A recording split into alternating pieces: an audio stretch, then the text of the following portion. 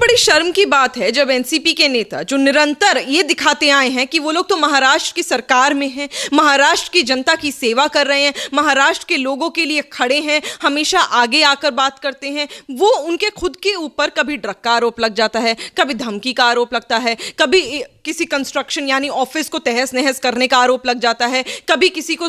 सरेआम रात को उठाने का आरोप लग जाता है। और अब रेप का शर्म आनी चाहिए और चुल्लू भर पानी लाकर दे देना चाहिए एनसीपी के ऐसे नेता को जिनके ऊपर रेप का आरोप लग रहा है। उस लड़की ने ये कह दिया कि आपने उसका रेप करा है, तो अब आप ये कह रहे हो कि वो बीवी है। आपको इतनी अकल नहीं है, आप सरकार में बैठे हो कि आपको इतनी अकल नहीं है कि एक लड़की जो है वो आपकी बीवी भी हो और अगर आपके ऊपर रेप का आरोप लगा देती है तो वो एक क्राइम है। आप बीवी का भी रेप नहीं कर सकते, उससे आपको लीगल राइट नहीं मिलता कि अगर वो आपकी बीवी है तो आप उसका रेप करेंगे। शर्म आनी चाहिए कि आप अपने आप को बचाने की कोशिश कर रहे हैं ये कहकर कि वो मेरी बीवी है। आपको शर्म आनी चाहिए कि वो लड़की आज गुहार लगा रही है मदद की सरकार से, महाराष्ट्र की, और महाराष्ट्र की सरकार हाथ पर हाथ धरकर बैठी है। ऐसे लोगों को तो जल्द से जल्द जेल के पीछे डाल देना चाहिए, क्योंकि ये सिर्फ और सिर्फ महिला सशक्तिकरण की बातें तो भीड़ में करते हैं पर बंद कमरों में जाकर लोगों का रेप करते हैं। मैम, धनंजय मुंडे यानी कि इस एनसीपी के नेता, उनके ऊपर एक सिंगर है, उन्होंने आरोप लगाया है कि इन्होंने मेरे साथ बलात्कार किया और उसके बाद मुझे वीडियो बनाकर ब्लैकमेल किया। उसके बाद जब धनंजय मुंडे फंसते हुए नजर आते हैं तो वो ये कहते हैं कि मेरी वाइफ है ये। देखिए, बड़ी शर्म की बात है जब एनसीपी के नेता जो निरंतर ये दिखाते आए हैं कि वो लोग तो महाराष्ट्र की सरकार में हैं,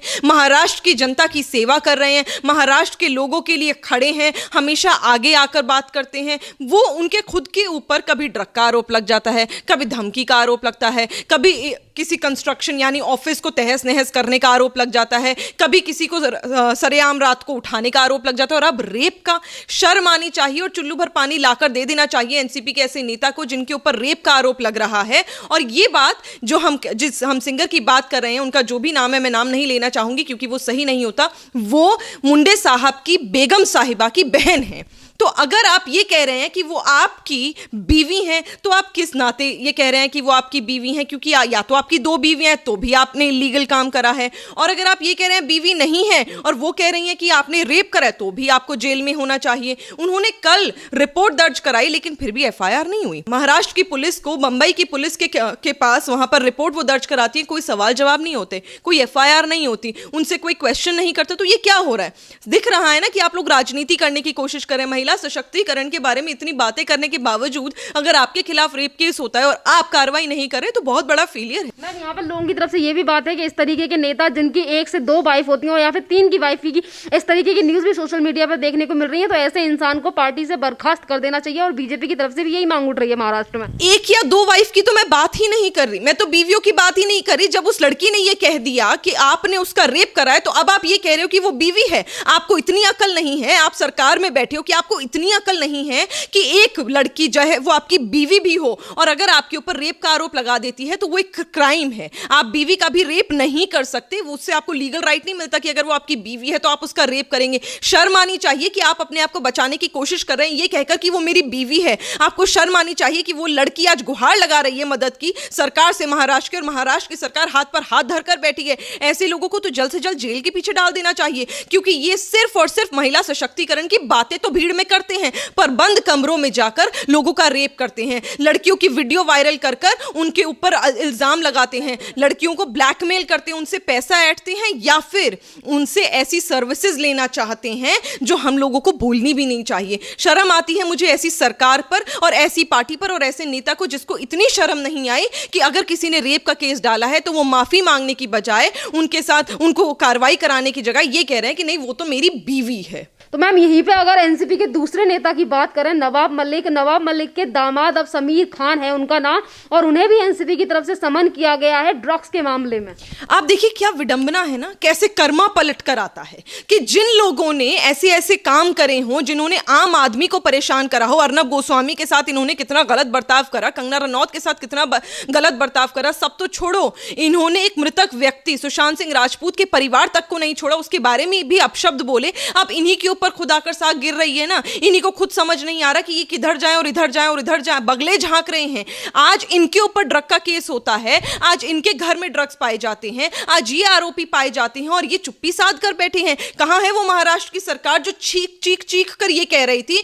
कि अर्नब गोस्वामी के खिलाफ केस है, 2018 का पुराना कोई केस लेकर आ जाते हैं, चार्जशीट बना देते हैं, लोगों को धमकियां देते हैं। आप ही के पार्टी के नेता एक महिला सशक्तिकरण के बारे में बात करते हैं, कंगना रनौत को मारने की धमकी देते हैं। आप लोग कहां हैं आज, जब आप ही के पार्टी के नेताओं पर इतने बड़े आरोप लग रहे हैं रेप के और ड्रग्स के? आप लोगों को तो डूब मरना चाहिए और आके जनता से माफी मांगनी चाहिए, जनता के पैरों में पड़ना चाहिए और अपनी सरकार को खुद ही तहस नहस कर रिजाइन करना चाहिए और कहना चाहिए कि दोबारा चुनाव होने चाहिए, क्योंकि जो नेता, जो पार्टी हम लोगों ने चुनी थी सरकार बनाने के लिए, उससे निकम्मी सरकार हिंदुस्तान के इतिहास में कभी दर्ज नहीं की गई। रिपब्लिक का नाम अभी आपने लिया, तो रिपब्लिक को लेकर जिस तरीके से स्टिंग ऑपरेशन किया गया था नवाब मलिक के ऊपर, तो नवाब मलिक ने यह भी कहा था कि आगे चल के अर्नब गोस्वामी आत्महत्या कर लेंगे और ऐसे हालात तो इनके सामने आ रखे हैं कि अब इनसे जब इनके दामाद को समन भेजा गया उसके बावजूद भी अभी कोई दिखाई नहीं दे रहे हैं कहीं पे नवाब मलिक सब। कैसे दिखेंगे जब आप लोगों ने ये बोल देते कि वही बात आ जाती है ना कि थाली के, आप एक ही थाली के चट्टे बट्टे हैं। कभी आप किसी के लिए बोल देते हैं कि वो सुसाइड कर लेंगे, कभी आप किसी को धमकी दे देते कि हम इसको मरवा देंगे, कभी आप किसी को बोल देते कि अपने पार्टी के महिला विंग को बोल देते कि आप कंगना रनौत को धमकी दीजिए। ये कहीं ना कहीं बहुत बड़ी प्लानिंग और प्लॉटिंग चल रही है। अपने आप को बचाने की आप लोगों ने कोशिश करी, पर कहते हैं ना अगर आप कीचड़ में पत्थर मारोगे तो आपके ऊपर छींटे आती हैं। यही हुआ इन लोगों के साथ। जितना भी ड्रग कार्टेल था, ड्रग्स वाले लोग थे, इनको बचाने की कोशिश करी। आज आप ही के ऊपर वो लोग आकर कूद रहे हैं, आप ही से कार्रवाई की जा रही है, आप ही से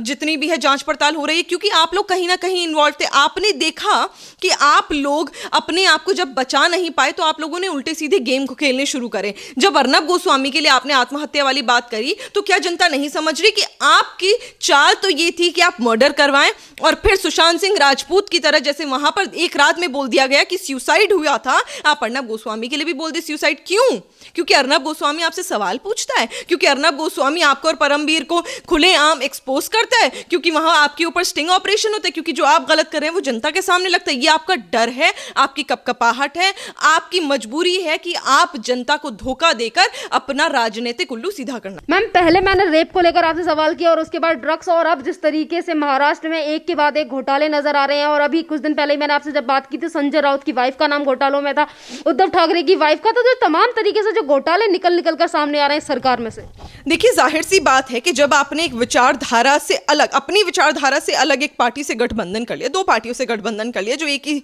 तरह की विचारधारा रखते हैं, उन पार्टियों से गठबंधन करके आपकी ऑपोजिट विचारधारा, और आपने सरकार बना ली, तो कहीं ना कहीं सबको पता था कि आपको सत्ता का लालच है, आपको कुर्सी का लालच है। आपके दिल में, आपके जहन में, आपके कार्यकाल में आपको पता था कि आप घोटाले करना चाहते हैं, पैसा ऐंठना चाहते हैं, पैसा कमाना चाहते हैं गलत रूप से, जो आप भारतीय जनता पार्टी की सरकार होते हुए नहीं कर पाते। अगर आप भारतीय जनता पार्टी के साथ गठबंधन में रहते और उसी में सरकार बनती तो आप वो नहीं कर पाते। इसीलिए आपने ऐसे लोगों को चूज करा जो आपसे कमजोर थे, जो कहीं ना कहीं इन घोटालों में पहले से इन्वॉल्व रहे, जिनका तो इतिहास इसी दौरान दर्ज किया गया है कि कहीं ना कहीं उन्होंने जनता को लूटा ही है। आज आप उसी थाली के चट्टे बट्टे दोबारा बन गए हैं, तो जाहिर सी बात है कि आपकी दाढ़ी में तिनका है, चोर की दाढ़ी में तिनका होता है, दाल में कुछ काला, यही आप काम कर रहे हो और आप दिखा रहे हो। आपसे गलती ये हो गई कि क्योंकि आप नए नवेले थे, आपसे गलती ये हो गई कि आपने जब जनता के सामने ये बातें रखी तो आपकी नीयत जनता के सामने आ गई, आपकी जो सोच थी वो जनता के सामने एक्सपोज हो गई, क्योंकि शुरू से लेके अब तक जितने भी कार्य इस पूरे कार्यकाल में गलत और गंदे काम हुए हैं ना, वो आप ही की सरकार में हुए हैं और आप लोग मिजरेबली फेल हुए हैं उन कार्यों पर जांच करने में। मैम, ये भी बात है कि जितने तरीके से घोटाले निकल कर आ रहे हैं या फिर जितनी भी सरकार में, इस महाराष्ट्र सरकार में बातें हो रही हैं, तो इसको लेकर ये भी सारे चीजें निकलकर सामने आ रही है कि धीरे धीरे करके कांग्रेस अपना पल्ला झाड़ रही है और वो ये कह रही है कि जो घोटाले हो रहे हैं तो क्यों ना हम अपना जो समर्थन दिया वो वापस ले लें। इस तरीके की बातें भी होती हुई नजर आ रही हैं। अब देखिए, अगर है ऐसा तो बहुत ही अच्छी बात है कि समर्थन वापस ले ले, क्योंकि शायद हो सकता है कि कांग्रेस, अब वो कहते हैं ना कि अपना हाथ धोने की कोशिश कर रही है, पर कुछ भी वो करने की कोशिश करे, मुझे ऐसा लगता है जो एक बार कालत आपके चेहरे पर पुत गई होती है ना, वो आपको मिटाने में बहुत समय लगता है। और आपने तो 50 साल जनता को लूटा है, फिर आपने जाके महाराष्ट्र में एक ऐसी पार्टी के साथ आप आपके लिए भी तो वही बात है कि आपने एक ऐसी पार्टी के साथ गठबंधन कर लिया जो आपकी विचारधारा से एकदम ऑपोजिट थी। आप कहते हैं भगवान श्री राम का अस्तित्व नहीं था, वो जय श्री राम के नारे लगाते हुए नहीं थकते थे। तो ऐसी चीजें जब सामने आ जाती हैं तो शायद मुझे ये भी लगता है कि आप ये चाहते थे कि महाराष्ट्र में सरकार बनाकर आप भी जनता को लूटें, आप भी घोटाले करें। अब आपने देखा कि उद्धव ठाकरे तो शायद जितना भी मलाई है ऊपर से खुद ही खा रहे हैं, अपने बेटे को खिला रहे हैं, अपने पार्टी के लोगों को खिला रहे हैं। आपको कुछ मिल नहीं रही, आपको मिल रहा है टोंड दूध। तो उस दूध को पीने में आपका कोई इंटरेस्ट नहीं है, क्योंकि जाहिर सी बात है जिन लोगों ने 50 साल फुल क्रीम दूध पिया हो ना, उनको टोंड पीना पानी जैसा लगता है। तो अब उन्हें वो मजा नहीं आ रहा है। उस मजे को वापस लेने के लिए, काबू में लेने के लिए आप जाहिर सी बात है वहां पर जो सरकार है उसको तहस नहस करके, उसको खत्म करके, उसको गिरा के आप चाहेंगे कि आप वहां पर मुख्यमंत्री बने और अपने आप को स्थापित कर दे, जबकि आपको बहुत बड़ी गलतफहमी। क्योंकि अगर मैंने बहुत बार आप ही के चैनल पर यह चैलेंज दिया है, दोबारा आज ही खड़े पांव वहां पर बिना तैयारी की भारतीय जनता पार्टी के कार्यकर्ताओं को बोलिए चुनाव लड़ने के लिए। आप अपने कार्यकर्ताओं को लड़ाइए। महाराष्ट्र में सरकार डंके की चोट पे देवेंद्र फडणवीस जी की बनेगी, भारतीय जनता पार्टी की बनेगी और मुख्यमंत्री भी फडणवीस जी मैम, अगर यहाँ पे सरकार से हटकर उन एजेंसियों की बात की जाए जो कि महाराष्ट्र में जांच कर रही है, तो उनके लिए क्या कहना चाहोगे? अगर हम एनसीबी की बात करें तो एनसीबी बड़े कलाकार हो या फिर बड़े पॉलिटिशियन हो, आज उनके गलेवान तक हाथ जा रहे हैं उनके, और उन सबको समन भेजे जा रहे हैं। अगर हम ईडी की बात करें तो ईडी जिस तरीके से समन कर रही है, वो उद्धव ठाकरे के घर तक समन हो चुके हैं। तो क्या एक मैसेज उन एजेंसियों के लिए जो इतनी अच्छी तरीके से काम कर रही हैं आज? देखिए, न्यायपालिका ना सबके लिए बराबर है, इसीलिए हम डेमोक्रेटिक नेशन कहते हैं, इसीलिए हम लोकतांत्रिक देश कहते हैं अपने देश को। और बहुत जरूरी है कि इन लोगों ने, जिन्होंने गलत तरीके से सरकार बनाई, जिन्होंने गलत तरीके से सत्ता को हासिल करने के चक्कर में लोगों को बरगलाया, बेवकूफ बनाया